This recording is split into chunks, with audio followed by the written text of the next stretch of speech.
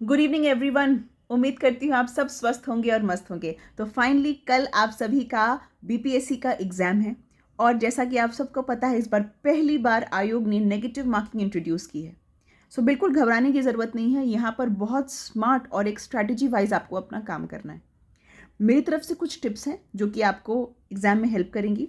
Tip number 1 कि जब आप क्वेश्चंस अटेम्प्ट करना शुरू करते हैं तो पहले अटेम्प्ट में आप वो सारे क्वेश्चंस कर लीजिए जिनमें आप 100% श्योर हैं, जो क्वेश्चंस आपको आते ही आते हैं।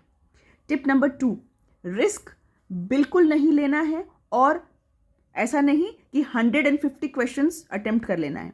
मेरा कहने का मतलब है आपको दोनों एक्सट्रीम में से बचना है। ना तो ऐसा करिए कि 150 के 150 मार्क कर दिए, ना तो ऐसा करिए कि इतना सेफ चल रहे हैं कि आपने क्वेश्चंस अटेम्प्ट ही नहीं किए। तो पहले गो में क्या करोगे, सारे क्वेश्चंस जो आपको आते हैं वो अटेम्प्ट करोगे। उसके बाद आप रिस्क लेना शुरू करोगे। रिस्क कैसे लोगे? बीपीएससी में 5 विकल्प आते हैं, सभी को पता है। तो अगर आप किसी भी क्वेश्चन में 2 से 3 विकल्प को एलिमिनेट कर दे रहे हो, यानी आपको पता है कि ये इसका उत्तर नहीं है ना, 3 विकल्प या 2 विकल्प को भी अगर आप हटा पा रहे हो तो प्लीज़ उस क्वेश्चन में रिस्क लीजिएगा। ठीक है, रिस्क लीजिएगा। तो कि रिस्क कहाँ लेना है, कहाँ नहीं लेना है। मान लीजिए कोई ऐसा सवाल है जो आपने कभी सुना ही नहीं, आपको आइडिया नहीं है, कभी कुछ नहीं सुना, प्लीज़ उस प्रश्न को छोड़ दीजिएगा। ठीक है, क्योंकि नेगेटिव मार्किंग है, बहुत संभल कर आपको मार्क करना है। दूसरी चीज़, स्टेटमेंट बेस्ड क्वेश्चन, कथन वाले सवाल जो हैं, हमने आपको बहुत प्रैक्टिस कराया है यूट्यूब पे भी, है ना। तो उसमें प्लीज़ गड़बड़ी मत करिएगा। स्टेटमेंट बेस्ड क्वेश्चन देख के डरिएगा नहीं, वो सबसे आसान होते हैं। दूसरी चीज़, बहुत बार आपसे पूछा जाता है कि बताइए निम्नलिखित में कौन सी बात सही नहीं है, which of the following is not true. करते क्या हो, ट्रू वाला मार्क कर देते हो।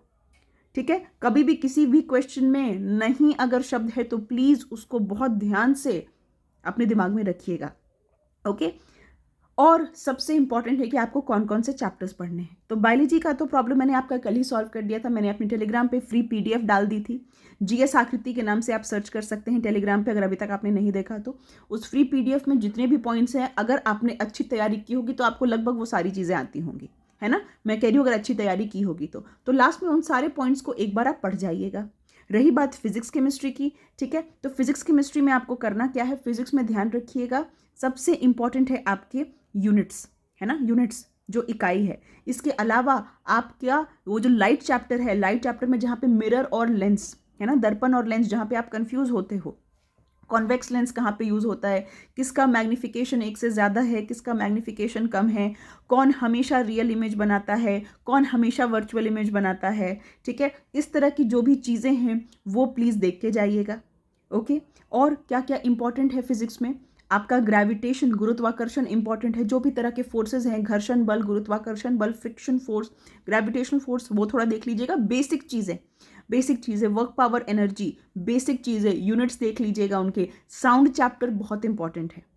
केमिस्ट्री की बात अगर हम करते हैं तो एटॉमिक स्ट्रक्चर से आपको पता है बीपीएससी को कितना ज़्यादा प्यार है ना।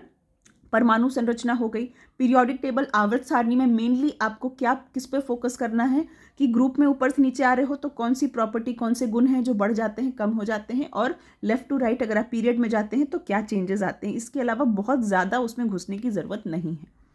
मेटल्स एंड नॉन मेटल्स, धातु और अधातु में दोनों के बीच अंतर क्या है।